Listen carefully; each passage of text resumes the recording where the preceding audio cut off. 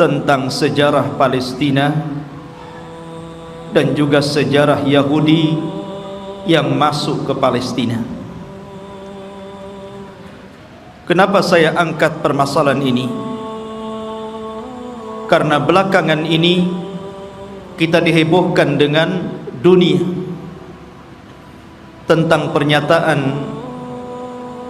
pemimpin Amerika Donald Trump yang hendak memindahkan ibu kota Israel ke Yerusalem dengan dalih dan alasan sejarah bahwa memang orang-orang Yahudi berhak untuk memiliki Palestina secara utuh. Karena mereka kemudian mengangkat sejarah, maka kita angkat sejarah. Karena sesungguhnya orang-orang Yahudi itu bukan orang-orang yang berhak mendapatkan tanah itu, karena mereka datang belakangan. Kita wajar menilai bahwa orang-orang Nasrani membantu orang-orang Yahudi demi terciptanya negara Israel Raya, karena masing-masing punya kepentingan. Orang-orang Yahudi berkepentingan bahwa di Israel ini, maksudnya di Palestina, tepatnya di Masjidil Aqsa, mereka meyakini bahwa disitulah haikal Sulaiman. Dan haikal itu maksudnya tempat yang dulu pernah dibangun oleh Nabi Sulaiman. Mungkin semacam masjid bagi orang Islam seperti itu. Dan tidak besar, hanya beberapa meter kali beberapa meter saja. Dan orang-orang ini berusaha untuk menggali situs-situs itu dan ingin mendirikan kembali haikal Sulaiman dan merobohkan Masjidil Aqsa, karena mereka punya keyakinan kalau haikal ini terbangun, maka inilah puncak kejayaan orang-orang Yahudi dan akan menguasai dunia menurut keyakinan mereka. Lalu apa ikut campur tangan orang-orang Nasrani? Kenapa orang-orang Nasrani membantu orang Yahudi? Bukankah ini kepentingan Yahudi? Karena Nasrani juga memiliki kepentingan yang sama. Sama-sama bercita-cita, bermimpi ingin menguasai dunia dengan terbangunnya haikal Sulaiman ini. Karena menurut keyakinan orang-orang Nasrani, apabila haikal Sulaiman ini sudah terbangun, maka Isa bin Maryam akan turun dan akan menguasai dunia dan akan memimpin orang-orang Nasrani. Jadi orang Nasrani ini memanfaatkan orang Yahudi, dan orang Yahudi juga memanfaatkan orang-orang Nasrani. Keyakinan kaum muslimin juga sama. Karena Nabi SAW pernah mengatakan, imaratul baitil maqdis kharabu Yathrib. Kelak bahwa Baitul Maqdis akan menjadi pusat kekuatan kaum muslimin ketika Allah bangkitkan Al-Mahdi Al-Muntadhar Muhammad bin Abdullah, dan akan menguasai dunia. Jadi rupanya tiga agama ini punya kepentingan masing-masing. Yahudi punya kepentingan, Nasrani punya kepentingan, dan tentunya kita kaum muslimin juga punya kepentingan. Sama-sama bermimpi akan menguasai dunia. Tapi bagi umat Islam ini bukan mimpi, tapi ini sebuah kenyataan. Nabi SAW yang bersabda bahwa kelak kekuatan kaum muslimin akan menyatu di Syam, tepatnya di Palestina. Ma'asyiral muslimin rahimani wa rahimakumullah. Maka kita akan angkat sejarah Palestina dan juga sejarah orang-orang Yahudi ini. Sebelum saya angkat sejarah ini, saya ingin menjelaskan tentang fadail Palestina dulu, keutamaan negeri Palestina ini. negeri Palestina, ikhwan, di situ ada satu kiblat yang dijadikan kiblat pertama dalam Islam. Karena ketika Nabi SAW salat, di awal salat sebelum Allah Subhanahu wa taala memalingkan kiblat, maka kiblatnya Rasul dan para sahabat menuju Baitul Maqdis. Barulah setelah kemudian Nabi SAW berdoa kepada Allah agar kiblat itu dialihkan ke Masjidil Haram. Turunlah ayat, qad nara taqalluba wajhika fis sama falanuwalliyannaka kiblatan tardaha fawalli wajhaka syatral Masjidil Haram. Baru setelah turun ayat ini, maka Nabi SAW kemudian menyuruh seluruh kaum muslimin sejak hari itu, bahkan sampai hari ini, bahkan sampai kiamat dibangkitkan, bahwa kiblat kita telah dirubah dari kiblatnya orang-orang Yahud menjadi kiblat kaum muslimin ke Baitullah Al-Haram.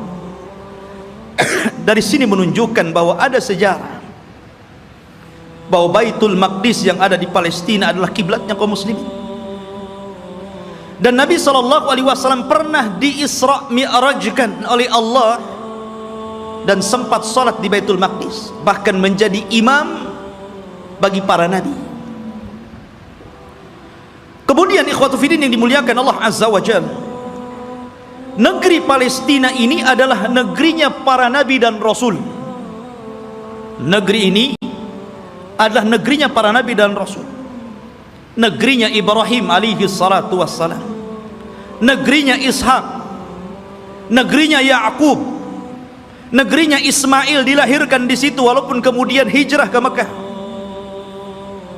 Negerinya Daud alaihi salatu wassalam, negerinya Nabi Yusuf, negerinya Sulaiman, negerinya Yahya, dan para nabi banyak diutus di negeri ini.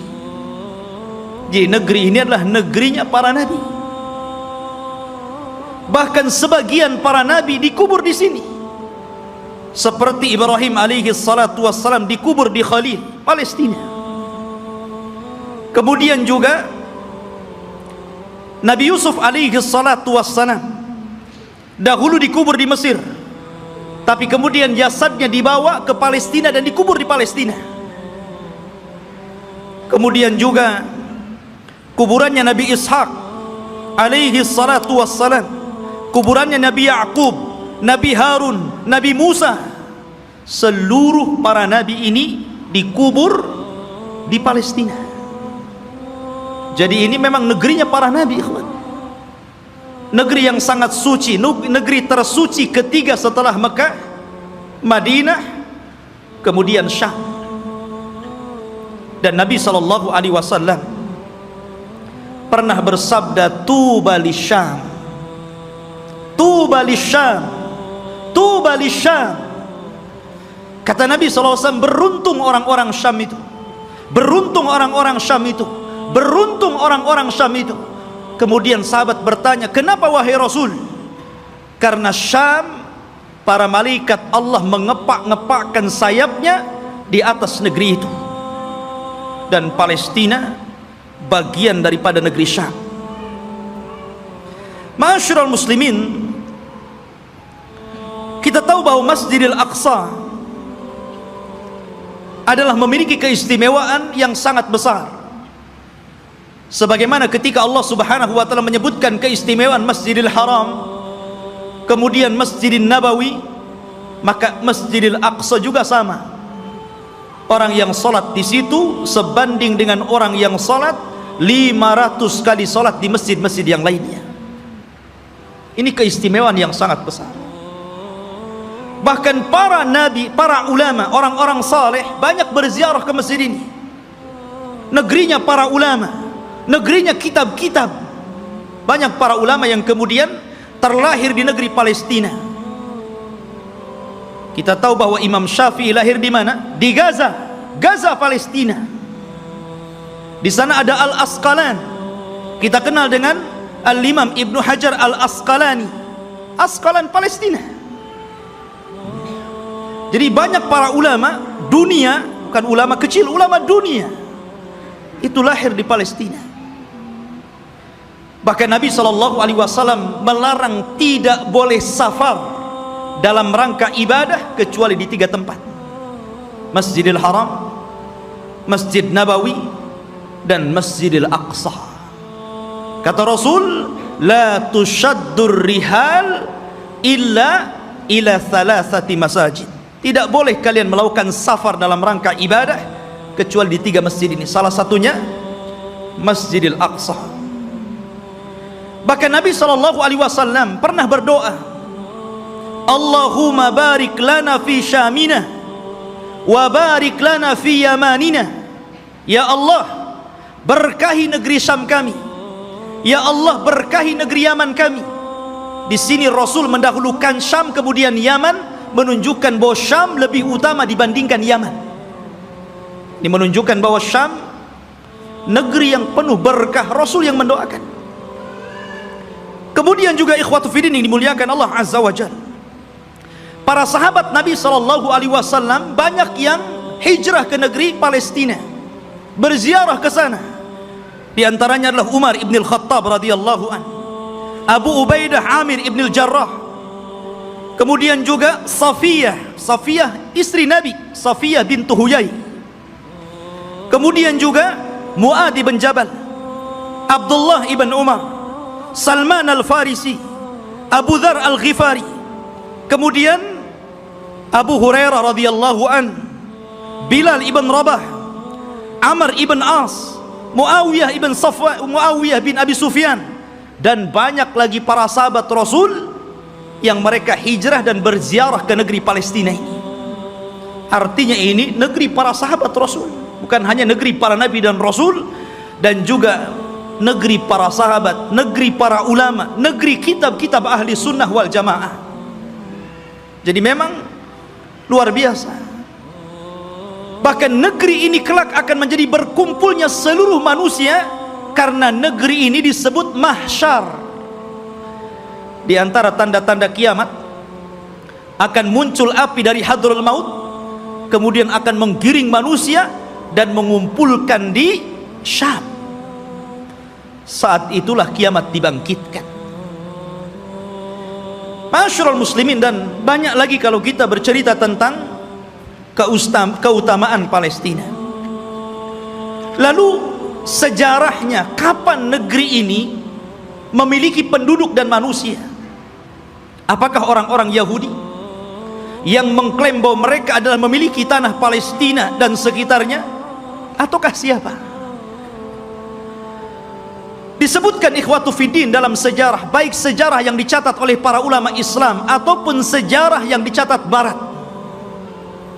Bahkan sejarah ini juga tertera dalam perjanjian lama, Taurat, bahwa dahulu yang menghuni negeri tersebut bukan Yahudi. Yahudi itu jauh datang belakangan.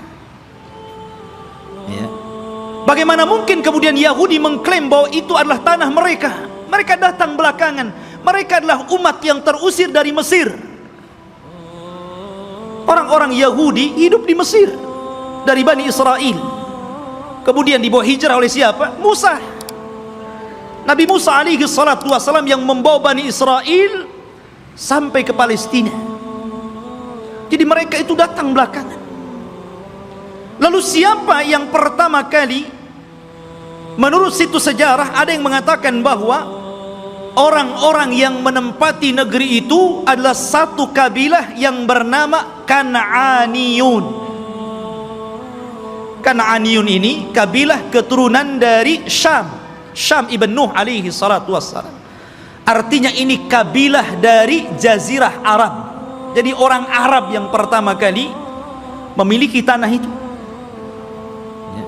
Jadi dahulu ketika terjadi terjadi paceklik yang luar biasa di Jazirah Arab, sehingga banyak kelaparan dan meninggal, maka kemudian mereka mencari tanah untuk hidup, karena mereka sudah tidak bisa hidup lagi di Jazirah Arab.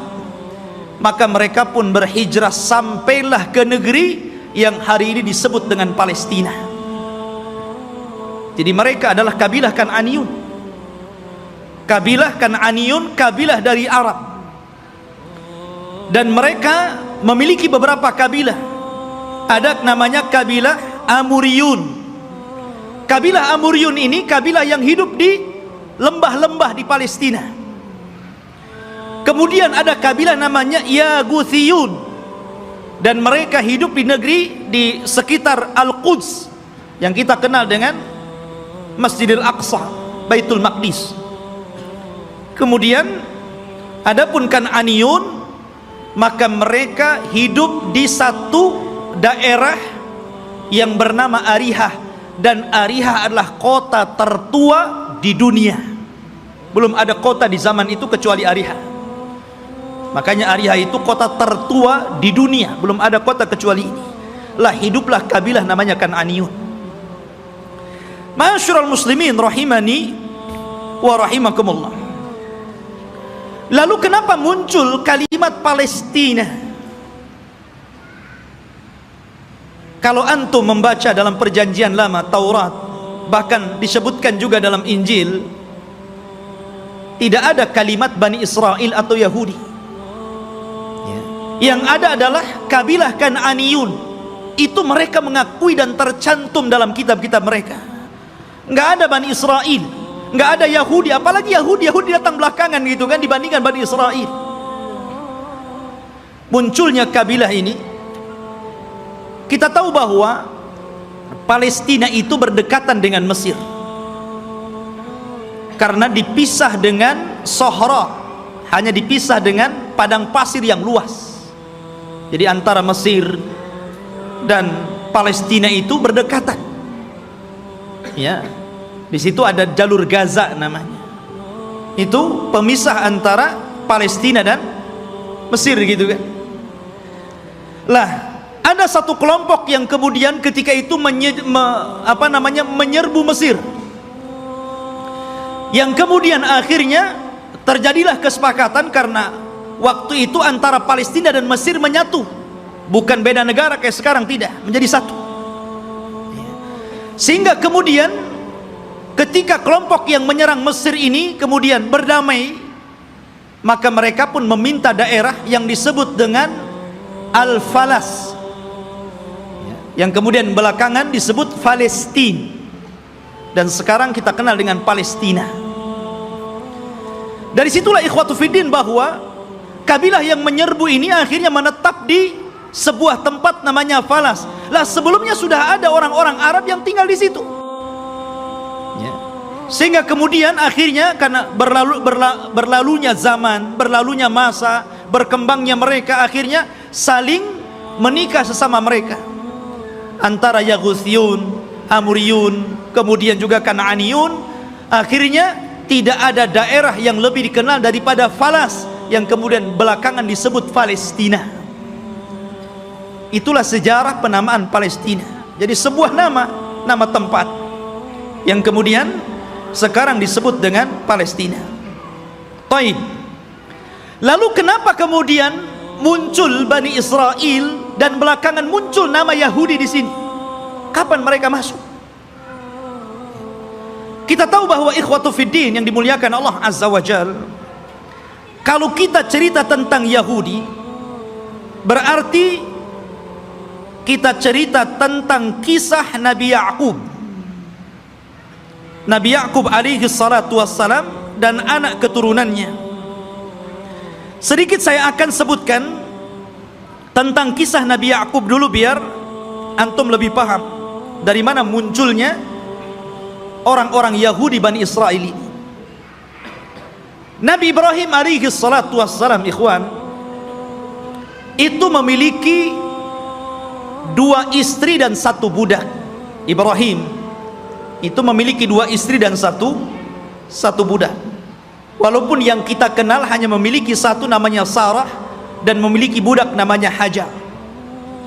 Dia memiliki istri lain dan punya anak ya. Tetapi yang masyhur adalah dari Siti Sarah.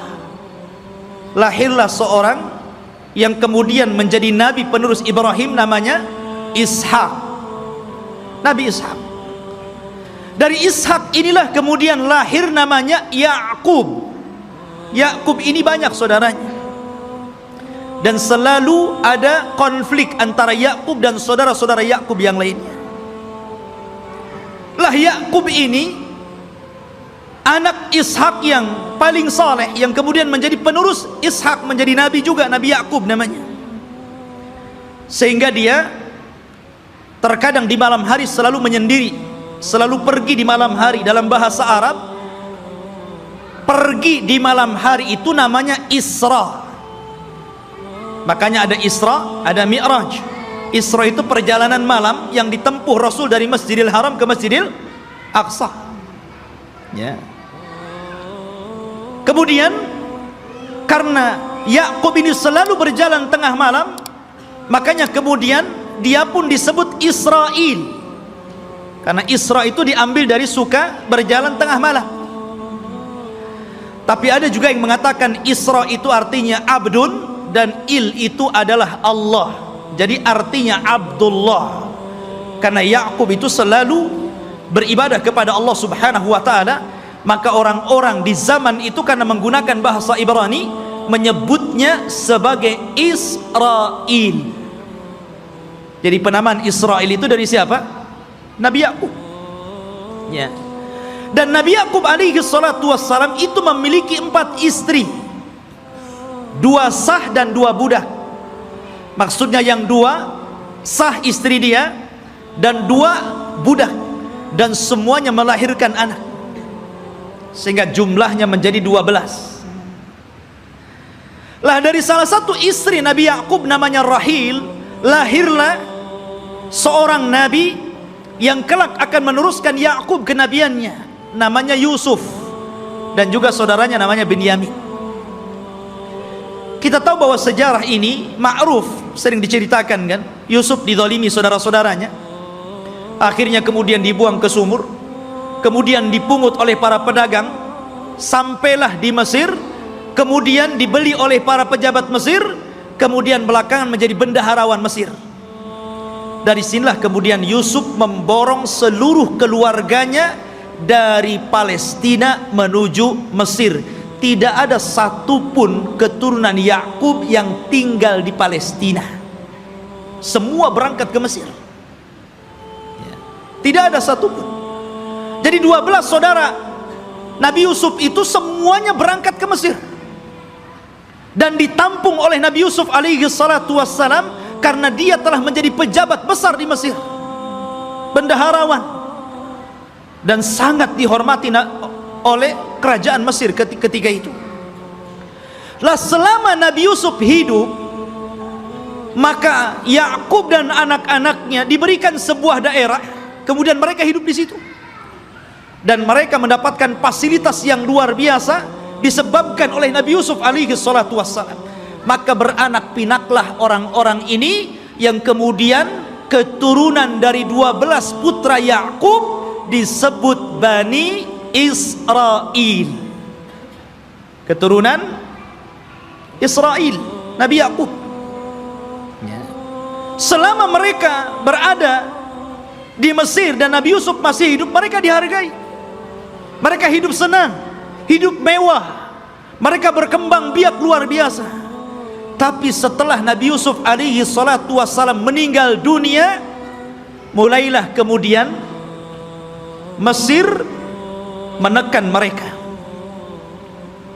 Mulailah suku Kipti, suku terbesar ketika itu yang menguasai Mesir, rajanya namanya Fir'aun, mulailah menjajah Bani Israel ini.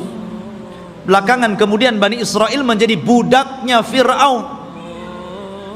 Budaknya Fir'aun, tertindas mereka. Karena tertindas inilah, maka kemudian Allah Subhanahu wa ta'ala utus kepada mereka secara singkat siapa? Nabi Musa. Nabi Musa diutus kepada mereka menjadi Rasul Bani Israel dan untuk mendakwahi Fir'aun. Dan subhanallah ikhwan, kita tahu bahwa di zaman Bani Israel diutusnya Nabi Musa alaihi salatu wassalam kepada mereka, Bani Israel ini menyaksikan 9 mukjizat besar di hadapan mereka dengan mata mereka sendiri. Ketika mukjizat itu turun kepada bangsa Fir'aun, orang-orang Bani Israel juga melihat. Dan 9 mukjizat itu disebutkan di dalam Al-Quranul Karim.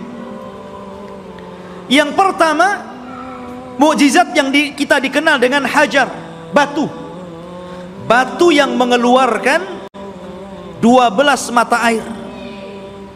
Dan Allah Subhanahu wa taala mengatakan, wa idistasqa Musa liqaumihi faqul nadrib bi asakal hajar fanfajarat minhu isnata asyrata ainan.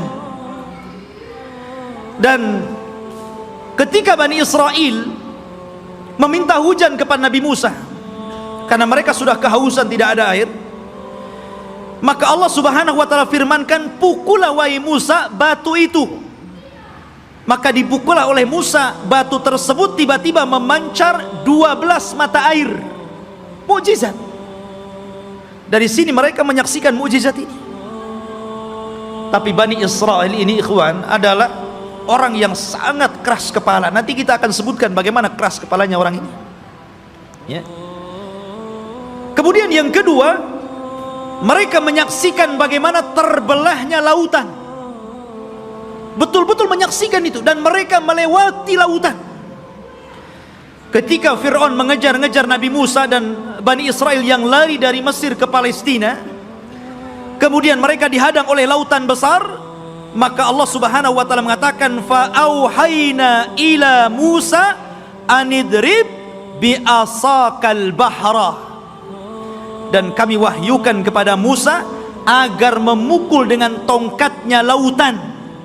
Fanfalaka fakana kullu firqin kataudil adhim.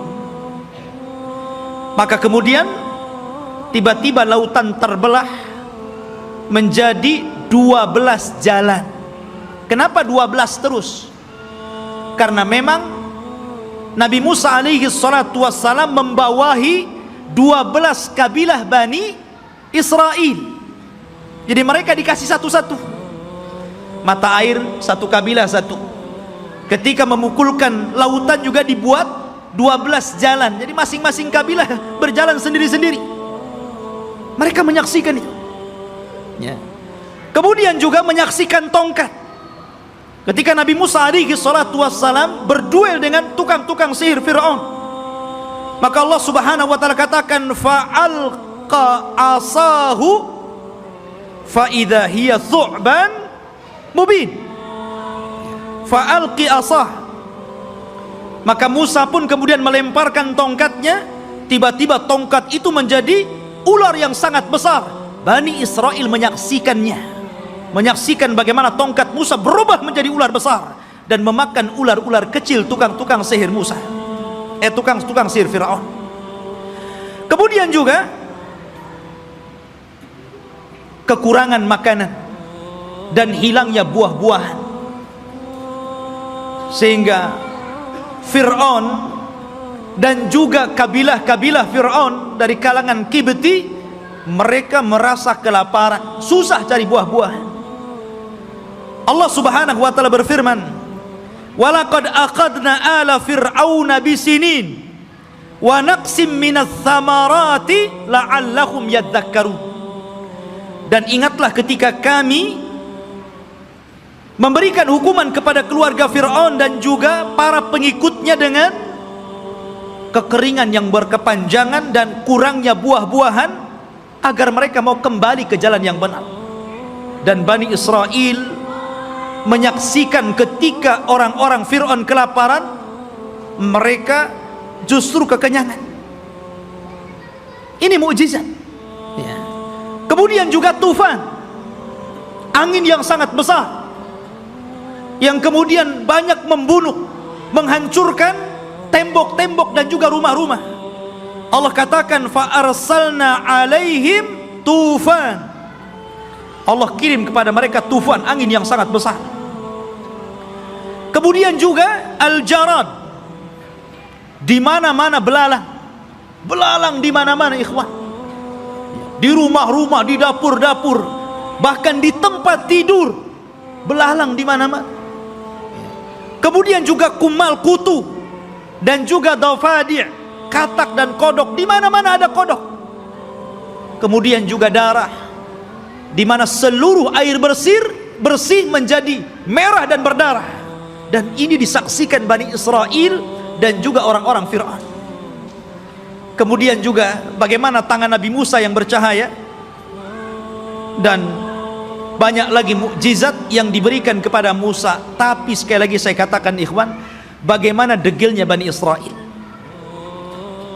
Allah sudah tampakkan banyak mukjizat kepada mereka, tapi mereka kufur kepada Allah Azza wa Jalla.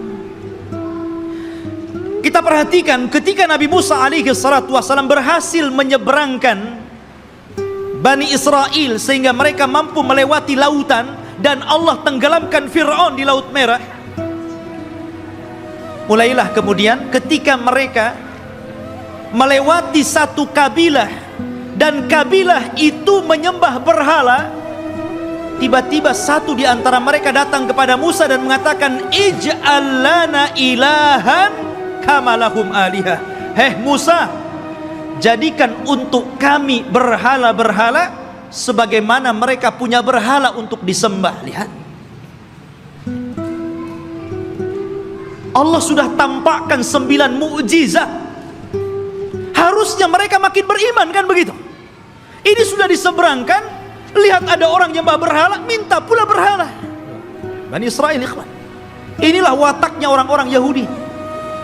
Makanya Nabi SAW ketika perang Hunain kemudian melewati ada pohon yang di zaman jahiliyah selalu digantungkan pedang dengan keyakinan bahwa kalau mereka gantungkan pedang di situ, maka pedang itu akan ditransfer kekuatan, dan apabila dipakai maka pedang itu akan mudah untuk membunuh musuh. Itu keyakinan orang musyrik tabaruk dengan pohon bidara. Maka sahabat mengatakan, ya Rasulullah, jadikan jugalah pohon sama seperti pohonnya orang-orang musyrik, biar sebelum perang kita gantungkan juga pedang kita di situ. Oh, Rasul marah. Allahu Akbar, kata Rasul. Kalian ini persis seperti Bani Israel yang mengatakan kepada Musa, jadikan untuk kami banyak berhala sebagaimana mereka banyak berhala. Nah, lihat. Akhirnya kemudian Rasul marah dan mengatakan, innakum qaumun tajhalun, kalian ini bodoh. Sudah dikasih hidayah tauhid mau syirik pula. Tidak cukup ikhwatu fiddin, selama perjalanan Nabi Musa alaihi salatu wassalam hijrah menuju Palestina, ketika itu ikhwatu fiddin, Nabi Musa alaihi salatu wassalam diperintahkan Allah subhanahu wa ta'ala selama 40 malam untuk datang ke Bukit Saina yang disebutkan dalam Al-Quran itu Tur. Namanya ada Suratul Tur. Di situ ada bukit namanya Bukit Saina, Bukit Tur, Tur Sina ya. Maka Nabi Musa meninggalkan Bani Israel dan menyerahkan kepada saudaranya Harun. Jadi Harun itu sebagai wakil Musa supaya menjaga akidah Bani Israel, karena dia akan diturunkan kitab termulia pertama yang Allah turunkan, namanya Taurat. Nabi Musa berangkat menuju Tur, kemudian Allah turunkan Taurat, dan Allah catat Taurat dengan tangannya. Satu-satunya kitab yang dicatat oleh Allah langsung adalah Taurat. Maka Musa pun kemudian membawa Taurat itu pula. Sesampainya di Bani Israel, marah Musa. Kenapa? Rupanya Bani Israel yang dulu menyembah Allah, tiba-tiba mereka berubah menjadi penyembah patung sapi, namanya Samiri. Bayangkan, ditinggal 40 hari bisa kufur, padahal mereka sudah melihat 9 mukjizat besar. Bani Israel ya. Mereka sudah melihat 9 mukjizat, hanya ditinggal 40 hari oleh Nabi Musa bisa kafir, menyembah Samiri, patung sapi. Maka kemudian Nabi Musa marah kepada siapa? Kepada Harun. Sampai disebutkan di dalam Al-Quran, Nabi Musa marah, kemudian mengambil rambutnya Harun dan memegang janggutnya seperti ini, kemudian tarik ke depan. Kalau antum nggak ada janggutnya susah lah. Pegang kepala, pegang janggut, kemudian ditarik sama Musa. Maka Nabi Harun mengatakan, ya bena la ta'khud bilihyati wa bira'si. Wahai anak saudara, maksudnya saudara kandung, jangan kau ambil kepala dan janggutku. Kemudian, innal qauma istad'afuni wa kanu yaqtulunani. Sesungguhnya Bani Israel itu tidak menganggap aku, bahkan mereka mau membunuhku. Bayangkan. Ya. Sudah meremehkan Nabi Harun, mereka pula akan membunuh Nabi Harun. Jadi kalau Nabi Harun menghalang-halangi mereka menyembah Samiri, maka Harun akan dibunuhnya. Kata Harun, bisa apa aku? Ya. Maka kemudian Nabi Musa alaihi salatu wassalam diturunkan oleh Allah Azza wa Jal satu syariat agar mereka bertobat. Bagaimana cara bertobatnya? Mereka diberikan pisau dan agar mereka membunuh diri-diri mereka. Gara-gara mereka sudah beralih agama, menyembah Samiri. Dan Allah Subhanahu wa taala katakan, wa idz qala Musa liqaumihi ya qaumi innakum zalamtum anfusakum bittikhadikumul ijla fatubu ila bari'ikum faqtulu anfusakum. Dan ketika Musa berkata kepada kaumnya, hei kaumku, kenapa kalian mendolimi diri kalian? Kenapa kalian berubah keyakinan kalian? Kalian sembah Samiri, patung sapi itu. Maka bertobatlah kalian kepada Allah dengan cara bunuhlah diri-diri kalian. Lihat, tobatnya zaman dulu ngeri, Pak. Ya. Ini tobatnya zaman dulu. Kalau orang sekarang enak tobatnya kan. Orang muslim kemudian murtad, tinggal balik lagi syahadat. Orang dulu nggak kayak gitu ya. Kalau murtad ambil pisau bunuh. Untung antum jadi umatnya Rasul. Ini umatnya Nabi Musa berat. Tobatnya megang pisau dibunuh sendiri. Maka Nabi Musa mengatakan, taatilah hukum Allah ini, isma'u wa ati'u, dengarkan dan taati. Tiba-tiba mereka mengatakan, sami'na wa asayna. Ya, kami dengar, tapi kami bermaksiat. Gak mau. Makanya Nabi SAW pernah marah kepada para sahabatnya gara-gara ketika Allah Subhanahu wa taala turunkan ayat di akhir surah Al-Baqarah, ketika Allah Subhanahu wa taala berfirman tentang masalah amalan hati yang akan dihisab. Wa in tukhfu ma fi sudurihim wa in tubdu aw tukhfuhu yuhasibkum bihillah. Apapun yang kalian tampakkan dari amalan kalian, apapun yang kalian sembunyikan dari amalan kalian, maka Allah akan menghisab kalian. Sahabat mendengar ayat ini berat. Kalau yang tampak bolehlah, kalau yang enggak tampak macam mana pula dihisab. Karena setiap orang itu tidak lepas daripada hati yang terkadang punya keinginan untuk berbuat jahat walaupun tidak sampai. Semua orang kan seperti itu. Tidak mungkin hati itu bersih terus kan mau melakukan kebaikan. Terkadang hati kita ini memiliki keinginan yang berbeda, kejahatan. Kalau yang tersembunyi akan dihisab berat bagi kami, wahai Rasul. Maka Nabi SAW marah dan mengatakan, atakuluna kama qalat ahlul kitabaini qalu sami'na qulu sami'na wa ata'na. Maka mereka mengatakan sami'na wa asayna. Apakah kalian akan mengatakan seperti perkataan ahli kitab yang disuruh oleh nabinya sami'na wa ata'na, malah mengatakan sami'na wa asayna? katakan sami'na wa ata'na. Maka sahabat pun kemudian akhirnya mengatakan sami'na wa ata'na. Dari situlah kemudian mereka mendapatkan keringanan.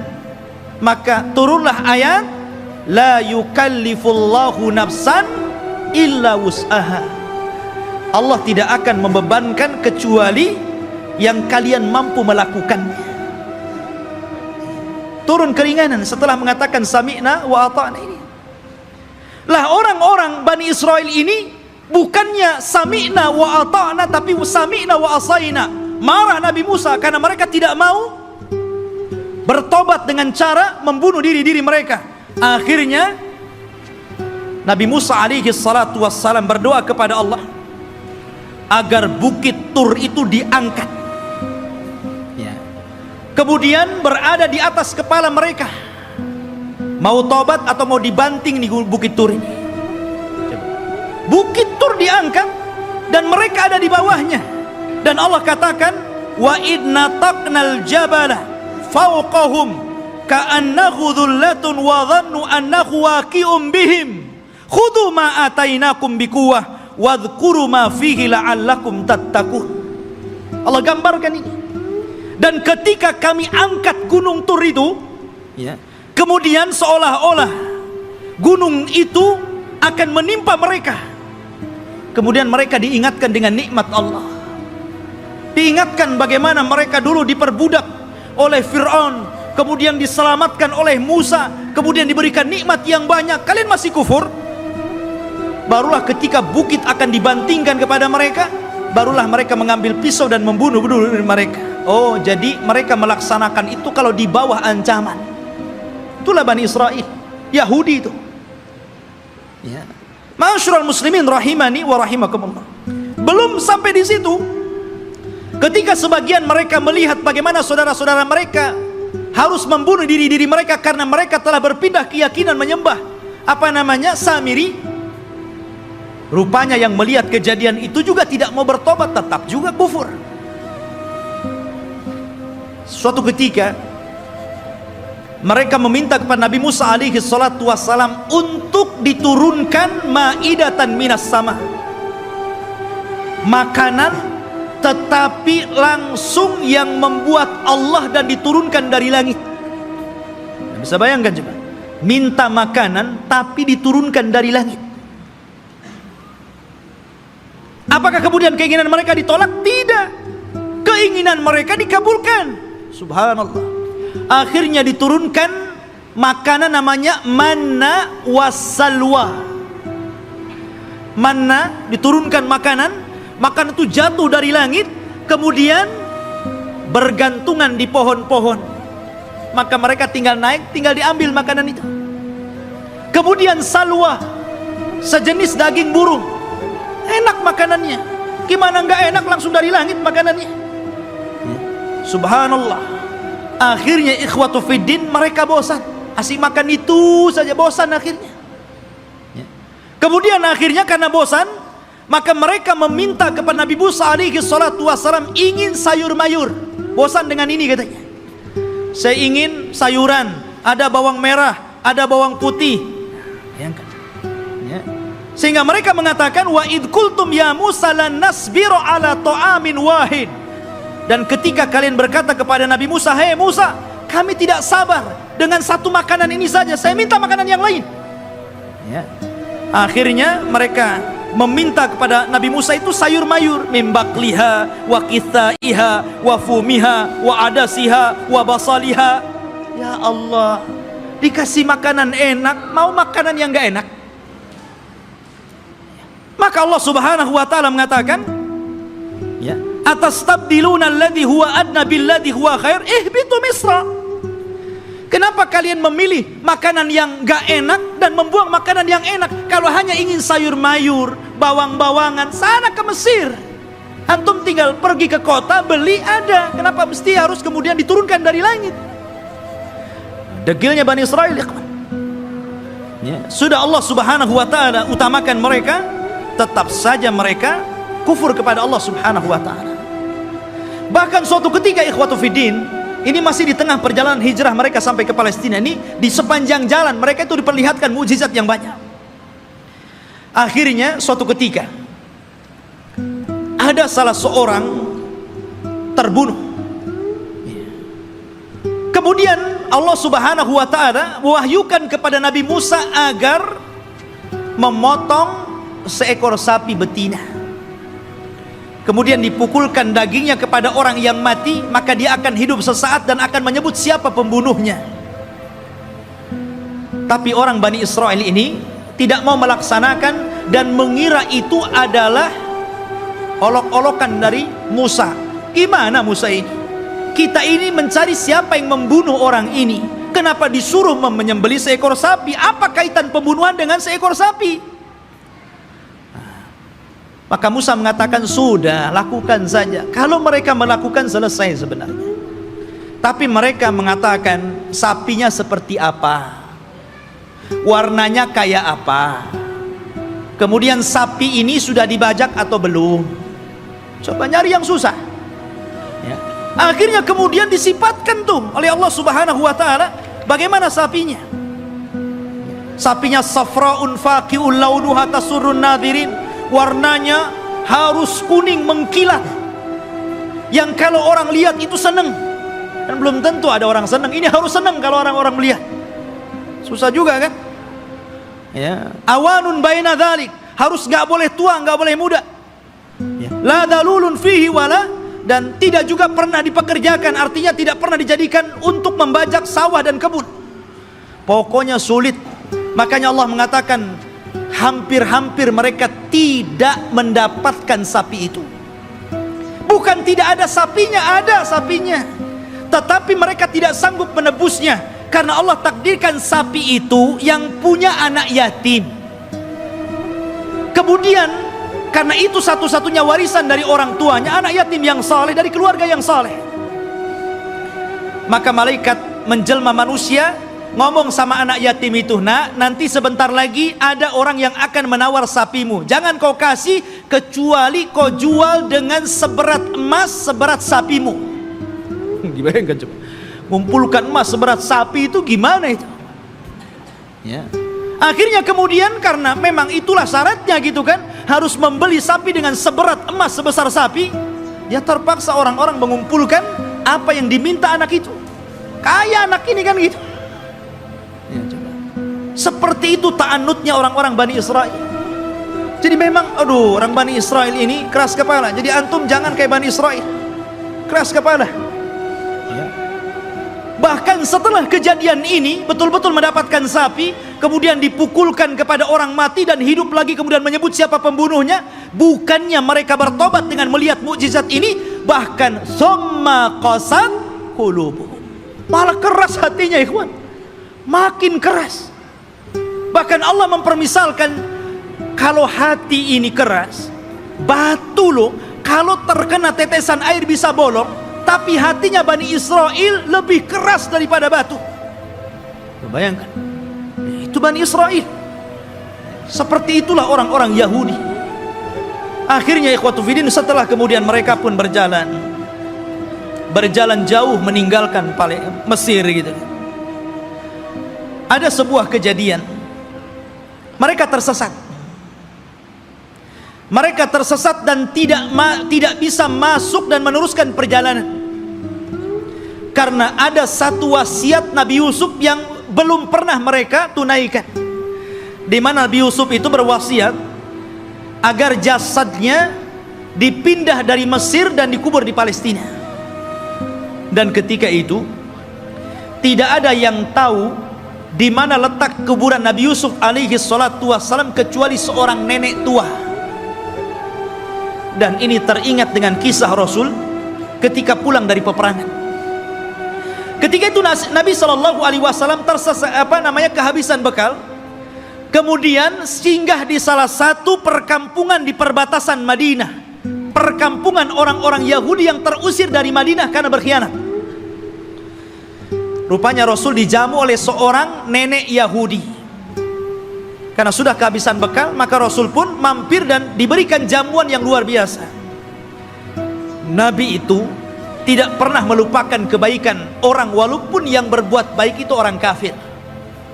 Karena balasan yang baik itu harus kebaikan, ikhwan. Orang kalau sudah berbuat baik kepada antum, telah memberikan jasa kepada antum, apakah berupa ilmu, berupa pendidikan, harusnya dibalas dengan kebaikan, bukan malah dizalimi orang tersebut. Ya. Lah, Nabi SAW tidak seperti itu. Walaupun yang berbuat baik orang kafir, dia akan berusaha untuk berbuat baik kepada orang yang telah berbuat baik kepada dia. Jadi dia ngomong sama nenek itu, "Nek, kamu sudah berbuat baik kepada saya. Kira-kira apa yang akan kau minta?" Karena Rasul kan baru pulang dari peperangan, banyak membawa harta ghanimah, harta rampasan perangan itu.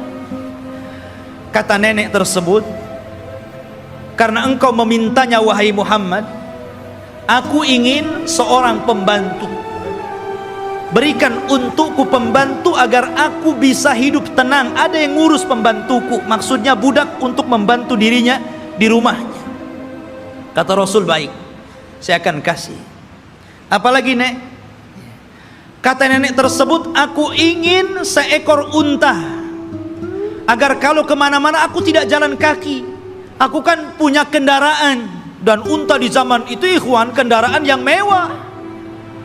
Makanya Rasul SAW kalau mempermisalkan sesuatu itu pasti dengan unta. Kata Rasul kepada Ali, "Wahai Ali, kalau lantaran lisanmu ada satu orang dapat hidayah, lebih baik daripada unta merah." Karena unta merah itu kendaraan yang termahal. Sebutkan kendaraan hari ini termahal berapa miliar harganya, triliun begitu kan. Itulah unta merah. Makanya Nabi SAW ketika menikah dengan Khadijah, maharnya itu dengan unta. Ya, bukan dengan sapi, bukan dengan kambing, tapi dengan unta. Dan tidak tanggung-tanggung, 20 ekor unta. Itu maharnya Rasul.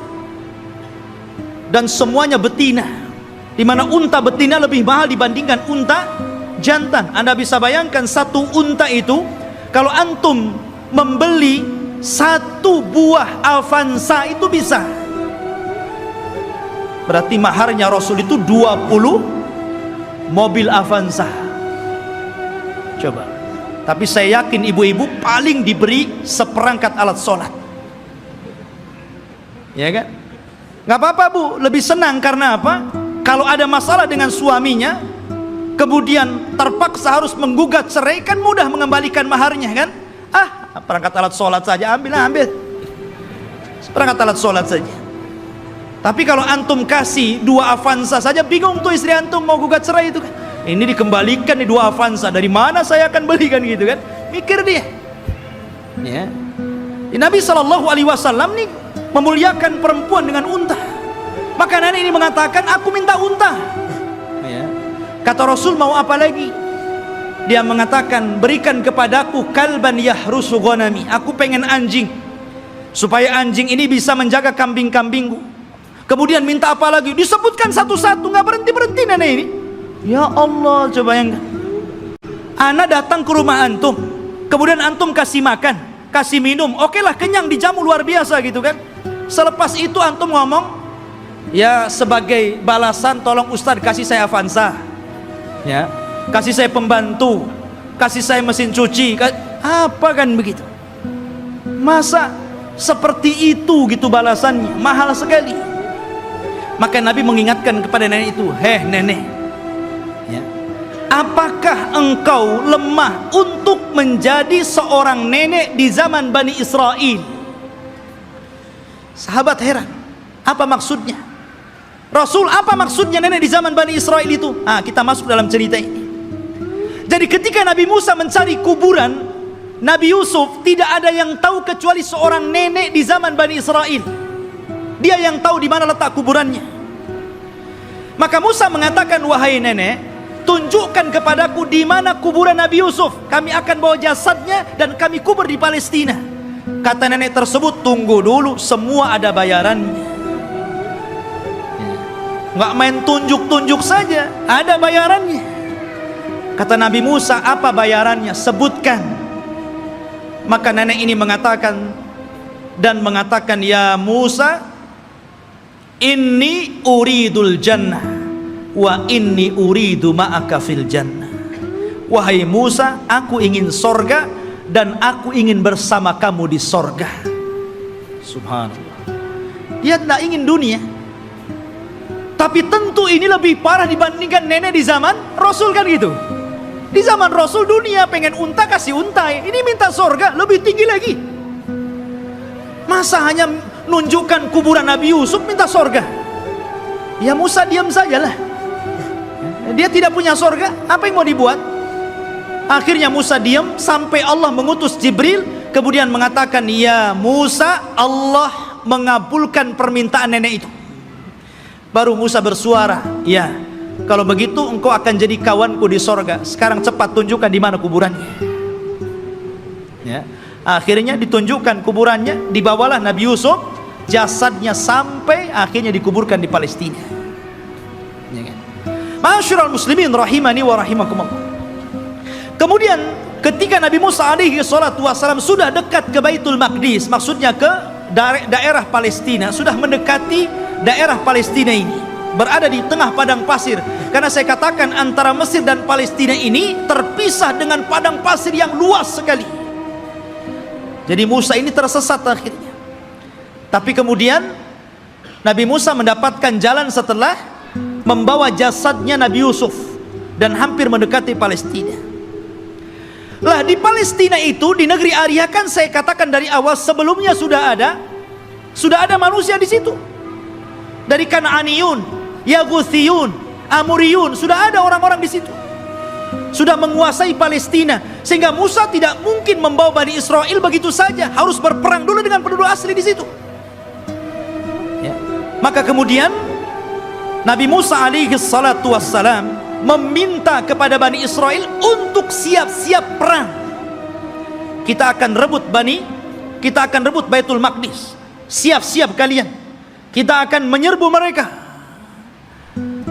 Maka mereka mengatakan, setelah Nabi Musa menyebutkan, wa idh qala Musa liqaumihi ya qaumi dzkuru ni'matallah alaikum ij'ala fikum anbiya wa ja'alakum mulukan wa atakum ma lam yu'ta ahadan minal alamin.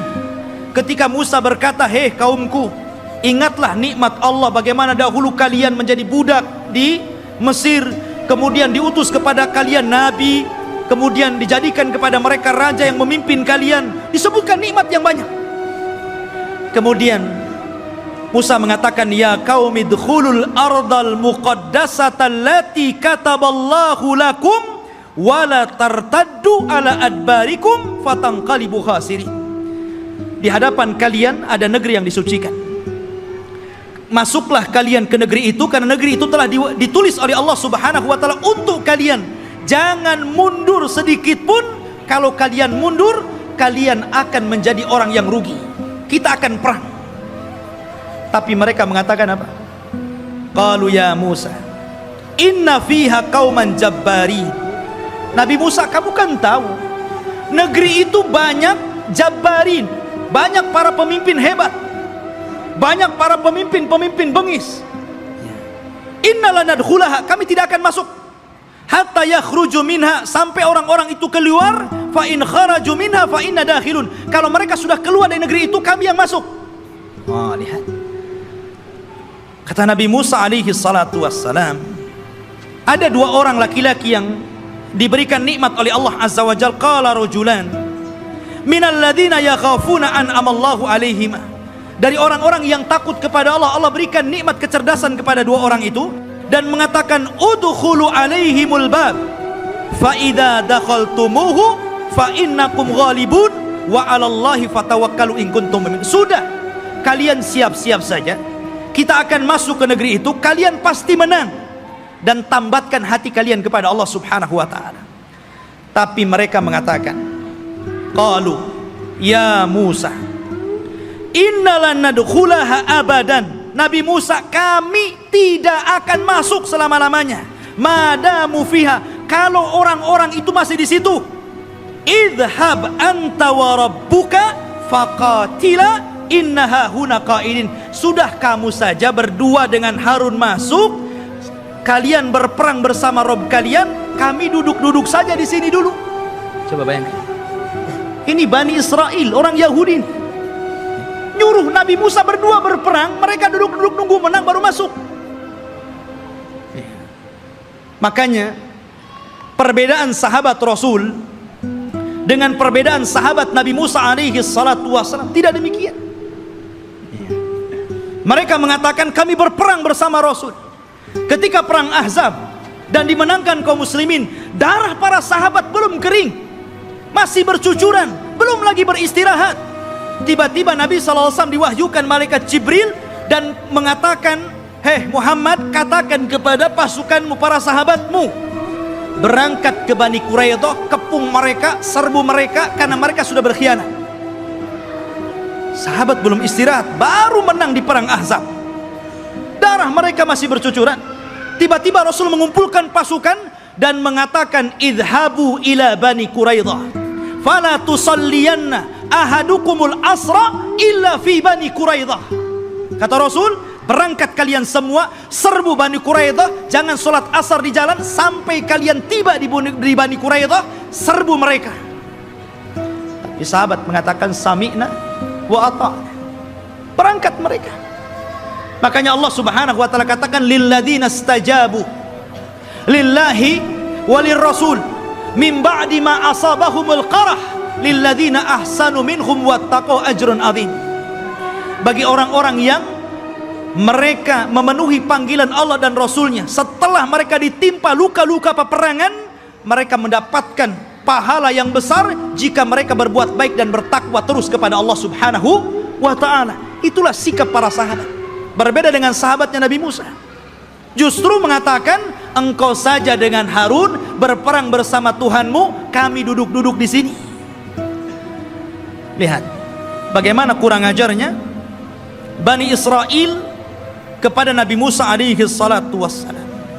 Maka Nabi Musa mengatakan, Rabbi inni la amliku ila nafsi wa akhi.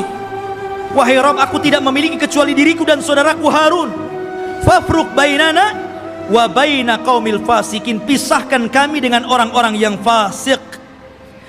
Maka dengan sebab itu ikhwan, karena mereka sudah menentang Nabi Musa, maka mereka pun dibuat oleh Allah tidak tahu kemana harus berangkat. Jadi negeri itu tiba-tiba oleh Allah Subhanahu wa ta'ala dikepung kabut, sehingga mereka tidak tahu jalan keluar harus kemana ya. Kalau mereka jalan ke sana, ujung-ujungnya balik lagi ke sini. Jadi mereka tidak bisa keluar dari situ. Disitulah Allah Subhanahu wa ta'ala takdirkan Nabi Musa alaihi salatu wassalam meninggal dunia sebelum masuk ke negeri Al-Muqaddasah ini. Meninggal dunia Nabi Musa ya, setelahnya sebelumnya Harun, kemudian Nabi Musa alaihi salatu wassalam. Dan di situ ada kejadian yang luar biasa. Nabi Musa alaihi salatu wassalam difitnah oleh Qarun. Difitnah oleh Qarun ya. Dan kisah Qarun ma'ruf. Akhirnya belakangan ditenggelamkan oleh Allah Subhanahu wa ta'ala ke dasar bumi dengan hartanya, sehingga ada istilah harta Qarun katanya. Tapi yang jelas bahwa Nabi Musa meninggal dunia, dan ketika itu digantikan oleh pembantunya namanya Yusha ibn Nun. Akhirnya dia pun diangkat menjadi nabi. Yusha bin Nun ini adalah kawannya Nabi Musa dan juga pembantunya. Dialah yang menemani Nabi Musa ketika mencari Khidir. Kemudian Nabi Musa belajar kepada Khidir. Dan kisah Musa dengan Khidir ma'ruf, disebutkan dalam surah Al-Kahfi, dan diisyaratkan, walaupun Khidir tidak ada namanya dalam Al-Quran, tapi isyaratnya ada.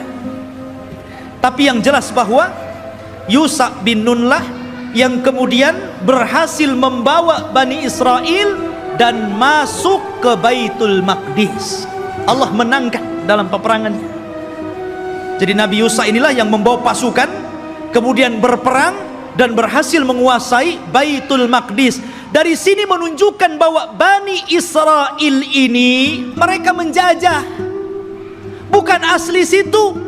Mereka datang dari Mesir dengan Nabi Musa, kemudian Nabi Musa meninggal, diganti oleh Yusha bin Nun, kemudian merebut Palestina, dan mereka menjadi tinggal di situ.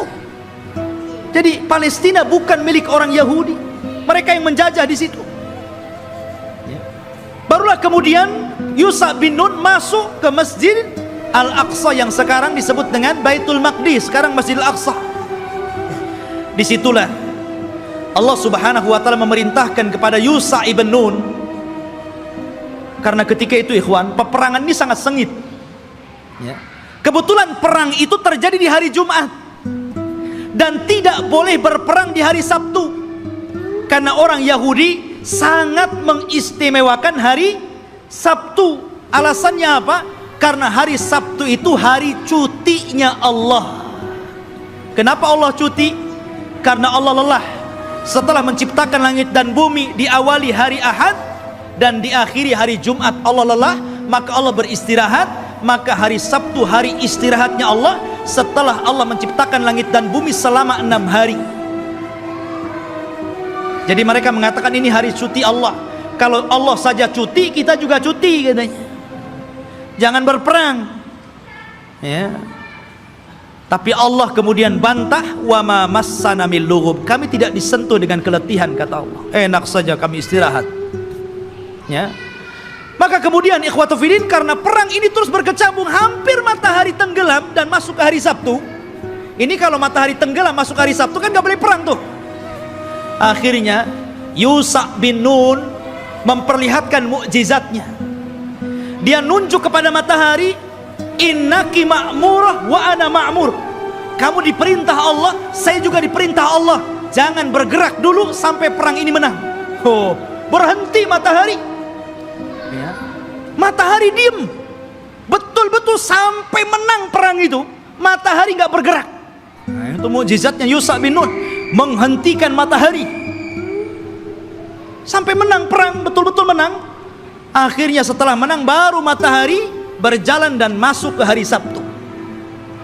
Setelah menang inilah maka Allah perintahkan masuk ke Baitul Maqdis sajidan dengan penuh tawadu, dengan penuh merendahkan diri, menundukkan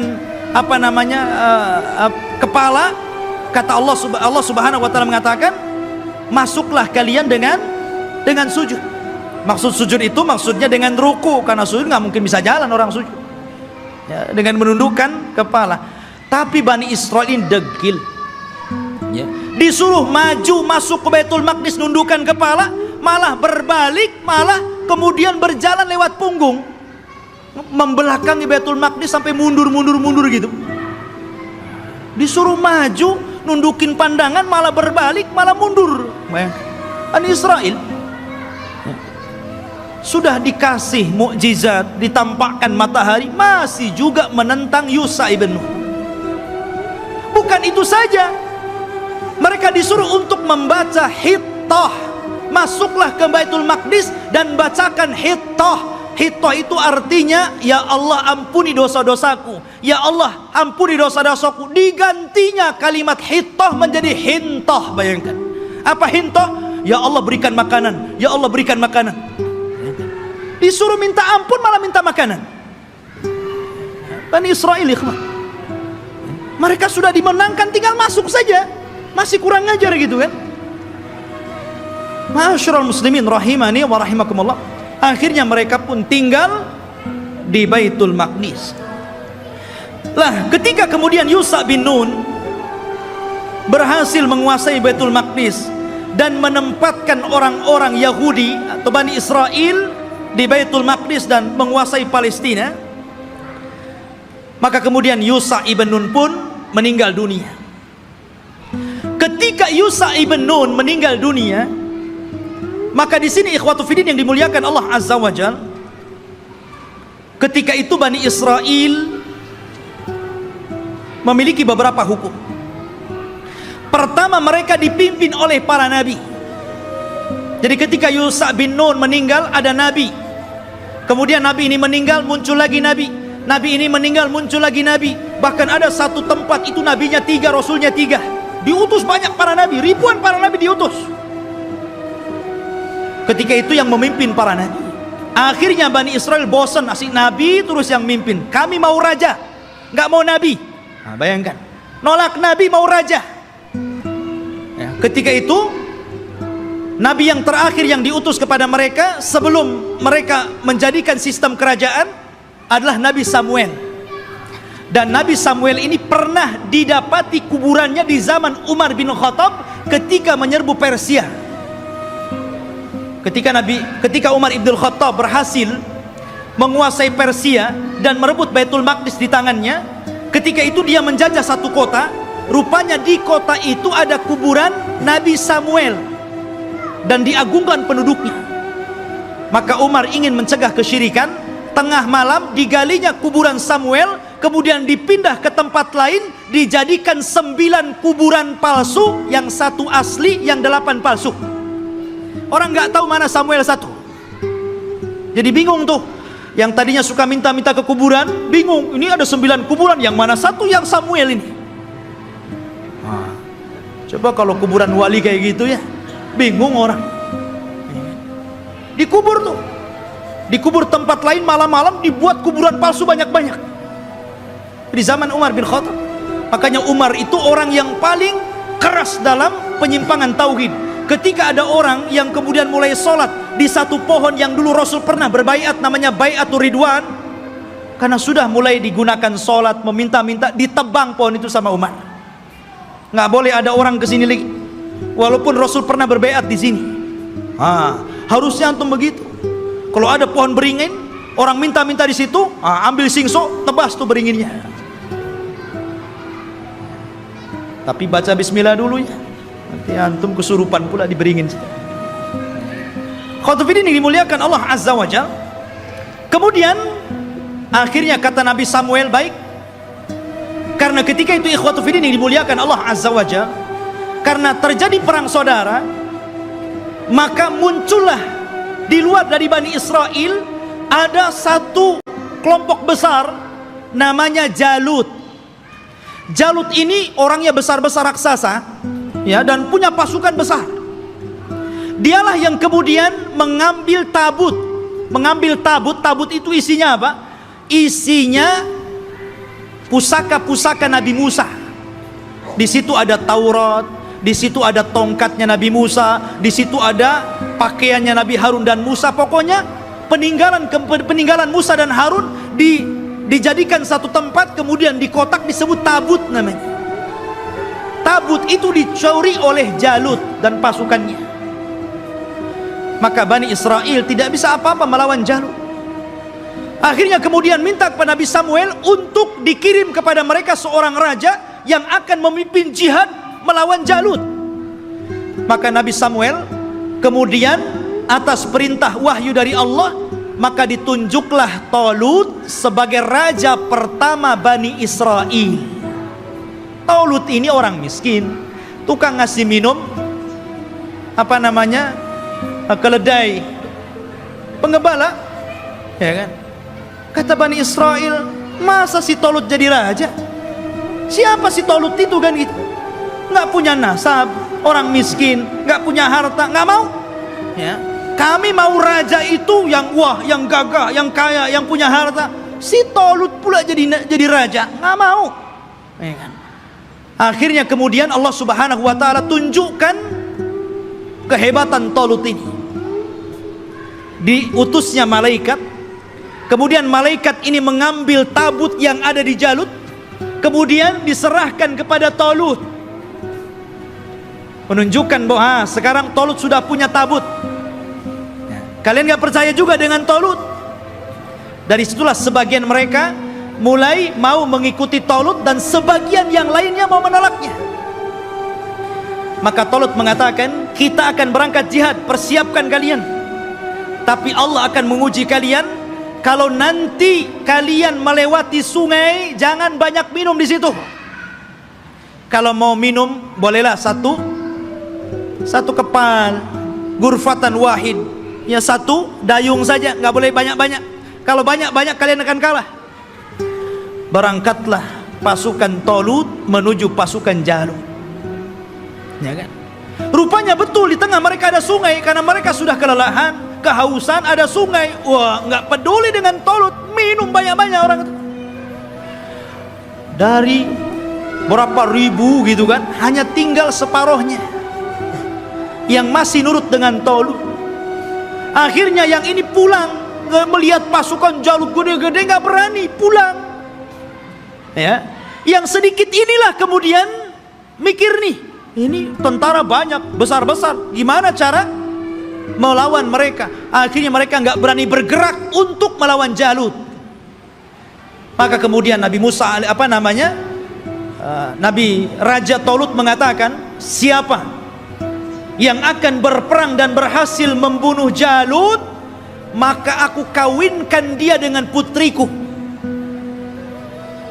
Rupanya satu pun gak bergerak. Ngapain dikawinkan kalau harus mati gitu? Iya kan? Gak mau bergerak juga. Akhirnya ada anak muda namanya Daud. Dia berani tuh Daud tuh, yang kemudian belakangan menjadi nabi dan raja, Nabi Daud dan Raja Daud. Dia yang berani. Kemudian dia lempar tombaknya, kena Jalut, mati di tangan dia. Zaman dulu kalau sudah pemimpinnya mati, kalah orang itu, ya, meninggal di tangan Daud. Maka akhirnya Daud pun dinikahkan dengan putrinya Talut. Dan Talut mengatakan, kalau dia meninggal, maka orang ini yang akan menggantikan aku menjadi raja. Talut punya anak, tapi karena dia sudah berjanji, siapa yang membunuh Jalut, dia akan dinikahkan dengan putriku dan akan menjadi penggantiku. Maka setelah Talut meninggal dunia, mau tidak mau Daud diangkat jadi raja. Tapi anaknya Talut yang lain gak setuju, ya kan? Harusnya anak yang jadi raja, kenapa Daud menantunya, kan itu? Disitulah kemudian pecah Bani Israel menjadi dua kerajaan. Kerajaan anak-anaknya Talut dan kerajaan Daud.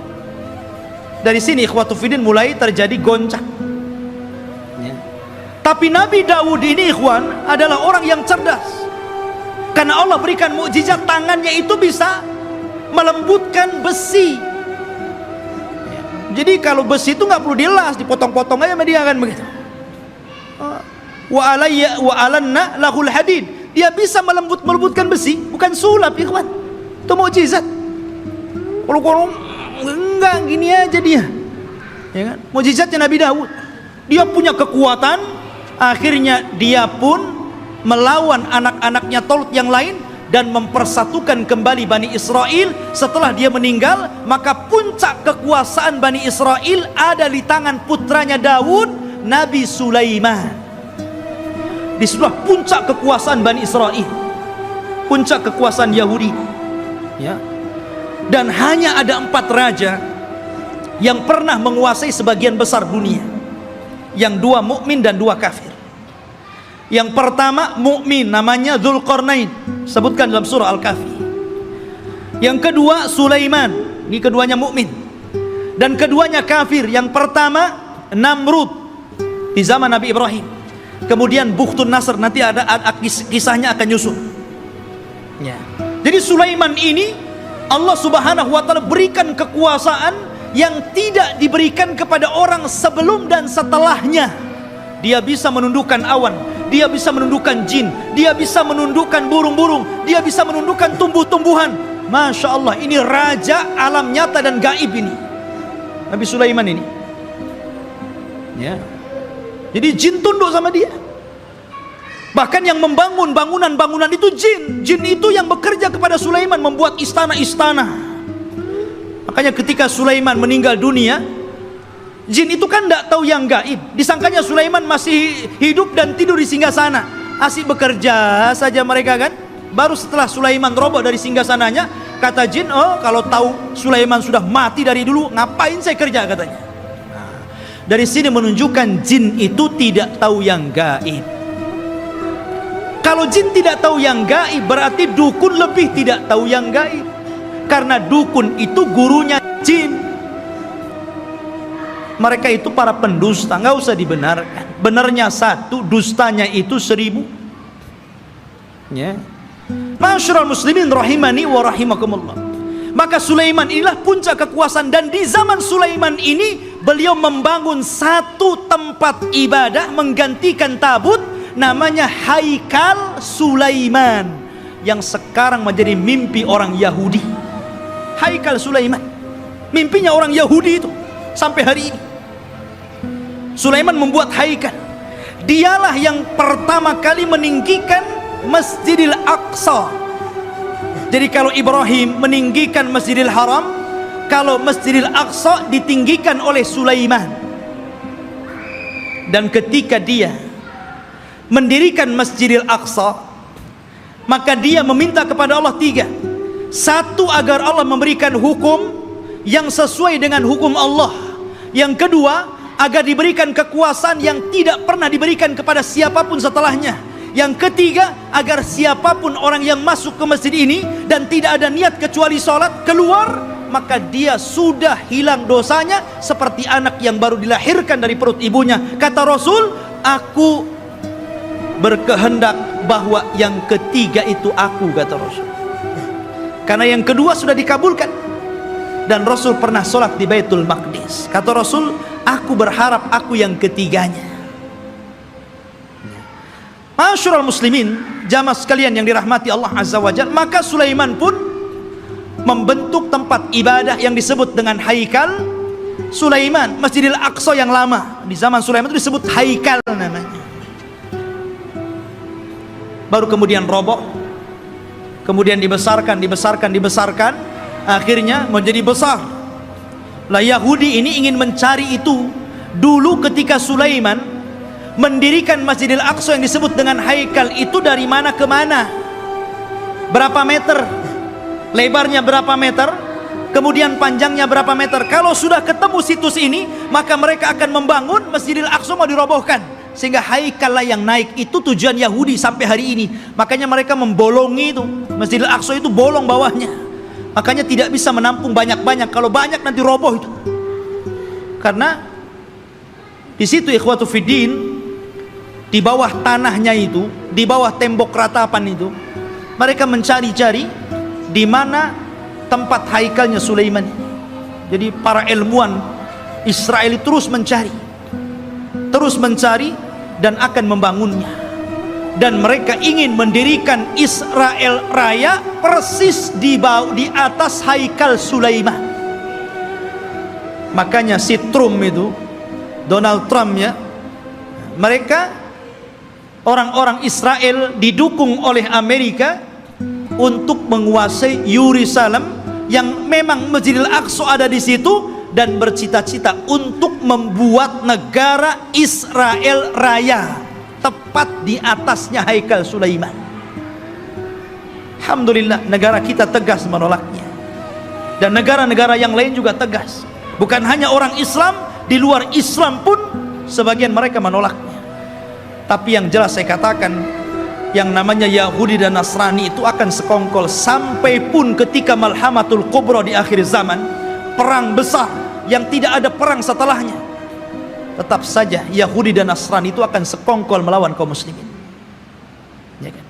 Masyarul muslimin, sampailah ketika Sulaiman meninggal dunia, anak-anak Sulaiman ini mulai berebut kekuasaan. Ya. Karena berebut kekuasaan, goncanglah Bani Israel. Sudah tidak ada raja lagi. Raja itu cuma 3 di zaman Bani Israel, Talut, Daud, dan Sulaiman. Setelah itu nggak ada raja lagi. Akhirnya mereka pun berpecah, satu demi satu berpecah. Lemahlah orang-orang Yahudi. Ketika mereka lemah inilah, maka bangsa-bangsa luar mulai menjajah orang-orang Yahudi. Lah dari situlah datang pasukan dari Irak, pasukan Babil, yang kemudian menghancurkan Yahudi, menawan mereka dan memperbudak mereka, dibawa ke Irak, sebagainya lari ke Mesir. Dan ketika muncul seorang perdana menteri yang kemudian menguasai Babil, namanya Bukhtun Nasr, dialah yang kemudian menghancurkan negeri Palestina sehancur-hancurnya dan merobohkan haikal Sulaiman. Hancur lebur. Orang-orang Yahudi ditindas, orang-orang Yahudi perbudak oleh Bukhtun Nasr ini. Hancur semuanya. Sampai disinilah Taurat hilang, Alwah Taurat hilang. Orang-orang Yahudi bingung. Akhirnya sebagian mereka mulai merangkai Taurat, sehingga akhirnya dari situlah kemudian campur tangan ucapan firman Allah dengan campur tangan ucapan manusia, mulailah muncul pada Taurat. Sehingga kemudian Taurat mulai berubah dari aslinya, yuharrifunal kalima an mawadi. Dari sinilah Yahudi tersesat, karena alwahnya Taurat, papannya hilang, berceceran kemana-mana. Karena Palestina dihancurkan Bukhtun Nasr. Lah ketika hancurnya Palestina ini, datanglah seorang nabi, namanya Uzair. Nabi Uzair, ya kan? Datang, kemudian melihat kehancuran Palestina yang luar biasa. Haikal Sulaiman roboh, kota Palestina hancur, orang Yahudi dibantai, orang Yahudi diperbudak di Babil, Irak, gitu kan? Maka dia berpikir, kaifa yuhyillahu ba'da mautiha. Bagaimana Allah bisa menghidupkan kota yang hancur setelah dulu kota ini sangat ramai, sangat indah, sangat bagus. Akhirnya Allah Subhanahu wa taala menidurkan Nabi Uzair 100 tahun. Fa'amatahullahu mi'ata amin summa ba'athah. Maka kemudian Uzair pun ditidurkan Allah 100 tahun. Kemudian dibangkitkan seolah-olah baru tidur sejam 2 jam, karena ditidurkan di waktu duhur dan dibangunkan di waktu asar. Asar ke duhur cuma berapa jam saja. Disangkanya hanya 2-3 jam dia tidur, padahal dia sudah 100 tahun ditidurkan. Dan Allah bolak-balikan badannya sehingga badannya tidak hancur, dan Allah biarkan badannya muda terus, sehingga ketika 100 tahun dia dibangkitkan, orang sudah tua dia masih muda. Orang udah janggutnya panjang-panjang, udah pakai tongkat bungku-bungku, dia masih muda saja. Maka ketika dia mencari rumahnya, ya namanya rumahnya ya tahu di mana. Rupanya rumah itu masih ingat di mana letaknya. Rupanya di situ ada nenek. Rupanya nenek ini dulunya bekas pembantunya, lebih muda jauh, tapi sekarang lebih tua jauh. Siapa kamu? Saya Uzair. Uzair dah mati 100 tahun, kau ngaku Uzair pula kan? Mana buktinya kau Uzair? Akhirnya ditunjukkan bukti-buktinya. Kaget nenek ini. Oh, kamu ini tuan saya, kamu Uzair. Menyebarlah nama Uzair di Bani Israel. Maka orang pun menganggap Uzair itu anak Tuhan. Wa qalatil yahudu Uzair ibnullah wa qalatin nasara al-masih ibnullah. Berkata orang Yahudi Uzair itu anak Allah, berkata orang Nasrani al-masih ibnullah, anak Allah. Karena Uzair masih hidup, mereka katakan ini anak Allah. Kalau bukan anak Allah nggak mungkin hidup selama ini, dan masih muda. Dan ketika dia mencari puing-puing papan-papan Taurat, dia tidak tahu di mana letaknya. Maka Allah ilhamkan mampu menghafal Taurat dengan pemikirannya, sehingga orang-orang menyangka Musa saja membaca Taurat dari papan, dia membaca Taurat dari pikirannya, berarti dia adalah anak Allah. Orang Yahudi bilang Uzair anak Allah karena mampu menghafal Taurat. Tuh lihat, kenapa orang Islam tidak dikatakan anak Allah? Banyak orang yang hafal Quran. Anak kecil aja si Musa bisa hafal Quran. Kenapa enggak Musa anak Allah? Al-Quran itu luar biasa ikhwan. Semua bisa menghafal Al-Quran. Bisa Quran dihafal. Anak kecil bisa hafal Quran. Tapi enggak ada sejarah orang hafal Taurat. Enggak ada sejarah pastor hafal Injil. Enggak ada. Tapi Taurat dan Injil tidak bisa dihafal, tapi Quran bisa dihafal. Ini mukjizat. Quran itu bisa. Walaqad yassarna Qur'ana lidzikri. Allah mudahkan Quran itu untuk diingat. Ma'asyiral muslimin rahimani wa rahimakumullah. Maka itu kisah Nabi Uzair. Akhirnya kemudian Yahudi pun ditindas. Maka setelah kemudian zaman Bukhtun Nasr berlalu, datanglah Persia menyerbu dan menang. Maka orang-orang Yahudi dikembalikan ke Palestina. Setelah itu datang Romawi dan memenangkan Persia. Akhirnya orang Yahudi diperbudak lagi. Sebagian mereka hijrah sampai ke Madinah. Inilah sejarah kenapa dahulu di zaman Rasul ada orang-orang Yahudi di Madinah. Karena ketika Romawi berhasil mengalahkan Persia, maka orang-orang Yahudi banyak yang diperbudak, sebagian mereka lari. Dan mereka punya ramalan bahwa kelak akan muncul seorang nabi di tanah yang banyak pohon kurma, yang kemudian belakangan disebut Yathrib, dan belakangan lagi disebut Madinah Al-Munawwarah. Berangkatlah mereka ke Madinah, suaka besar-besaran, ya. Tapi kemudian setelah tahun 1700-an belakangan ke sini gitu kan, maka mulailah orang-orang menggagas untuk mengumpulkan orang Yahudi, kemudian mengumpulkan di Palestina. Kemudian pada tahun 1940-an gitu kan, barulah kemudian atas bantuan Inggris dan Amerika, akhirnya orang-orang Yahudi diresmikan untuk membuat negara sendiri yang sekarang disebut Israel. Israel, bukan Bani Israel. Karena kerajaan Israel ini, ikhwan, itu berbeda dengan Yahudi. Itu dua pecahan yang berbeda, ya. Yahudi ini keturunan Yahuda, kalau Israel berbeda. Karena Israel ini masih mengagungkan para nabi, tapi Yahudi itu membenci para nabi. Mereka lah yang membunuh Nabi Zakaria sehingga digergaji sampai mati. Dialah yang membunuh Nabi Yahya bin Zakaria, disembelihnya sampai mati. Dia pula mengklaim sudah membunuh Nabi Isa bin Maryam dan mengatakan anak zina dan dibunuhnya.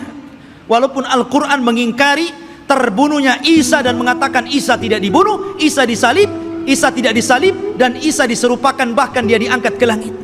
Tapi orang Yahudi mengklaim sudah membunuh Isa. Itulah kisahnya orang Yahudi. Jadi orang Yahudi yang sekarang ini hanya sandiwara orang-orang itu, orang-orang kafir, orang-orang Inggris dan Amerika saja. Mereka membuat cerita bahwa seolah-olah itu adalah tanah mereka. Demi Allah, sejengkal pun bukan tanah Yahudi. Bagaimana kemudian Donald Trump mengumumkan untuk memindahkan ibu kota Yerusalem sebagai ibu kota Israel dan akan mendirikan Israel Raya di atas Baitul Maqdis? Maka kita harus bangkit, ya. Nggak bisa seperti itu. Satu jengkal pun mereka nggak punya tanah. Bagaimana mungkin kemudian mereka mengklaim ini tanah Yahudi? Dan di akhir zaman, yang mereka ramalkan memang akan menjadi kenyataan. Mereka meramalkan setelah Haikal Sulaiman terbangun, maka akan diutus kepada mereka Imam Mahdi yang ditunggu-tunggu, namanya Dajjal. Dajjal itulah Imam Mahdi yang ditunggu-tunggu mereka. Makanya kita lihat simbol Zionis itu simbol mata, ya. Karena Dajjal itu cuma satu matanya di sini. Makanya kemudian mereka menganggap bahwa itu Imam Mahdi mereka yang mereka tunggu. Makanya dalam Islam pun dibenarkan, karena kelak Dajjal itu akan diikuti 70.000 Yahudi Asfahan. Mereka akan mengikuti Dajjal. Tapi Dajjal tidak bisa diperangi oleh Imam Mahdi karena terlalu kuat, pengikutnya banyak. Makanya kemudian Imam Mahdi terkepung di sebuah bukit. Akhirnya mereka pun harus kemudian bersembunyi di Bukit Tur, sampai Allah turunkan kepada mereka Isa bin Maryam, dan itu cita-citanya Nasrani. Jadi Nasrani ini mereka meyakini bahwa Isa akan turun. Isa yang mereka yakini sudah disalib dan sudah dibunuh, kemudian dihidupkan kembali setelah 30 hari, kemudian diangkat ke langit dan akan diturunkan di akhir zaman. Ini Nasrani ngakui. Dan Nasrani mengakui bahwa Isa ini kelak akan membunuh Dajjal dan akan memimpin dunia, dan dunia akan dikuasai Nasrani. Padahal Isa turun hanya tugasnya membunuh Dajjal, mematahkan salib, membunuh babi, dan menegakkan hukum sesuai dengan hukum Imam Mahdi yang notabene mengikuti ajaran Islam. Karena dia sholat di belakang Imam Mahdi. Isa turun di malam hari, di waktu subuh. Ketika itu orang-orang sudah putus asa melawan tentara Dajjal. Maka Isa mengatakan, aku berikan 3 pilihan kepada kalian, kepada tentaranya Imam Mahdi yang tinggal sedikit itu. Aku berdoa kepada Allah agar Allah kirimkan tentara lain bukan kalian, supaya mereka yang menghancurkan Dajjal dan Dajjal akan meninggal. Yang kedua, atau aku berdoa kepada Allah untuk dikirim bencana besar agar Dajjal terkena bencana dan pasukannya, sehingga kalian diselamatkan tanpa harus berperang. Atau yang terakhir, kita perang, saya pimpin kalian. Dan saya akan berdoa kepada Allah agar pasukan Dajjal tidak sanggup mengangkat senjata, kalian tinggal penggal lehernya, aku yang menghadapi Dajjal. Kata mereka yang ketiga enak nampaknya nih. Akhirnya mereka pilih yang ketiga. Berangkatlah setelah sholat subuh, mereka tinggal menggal kepala. Orang Yahudi, Nasrani dan para pengikut Dajjal gak bisa apa-apa. Akhirnya mereka kalah, tunggang langgang, lari bersembunyi di batu. Batu bicara, hei ini Yahudi di belakang, bunuh dia. Lari di mana-mana, di setiap tempat dia sembunyi, makhluk Allah bicara di situ.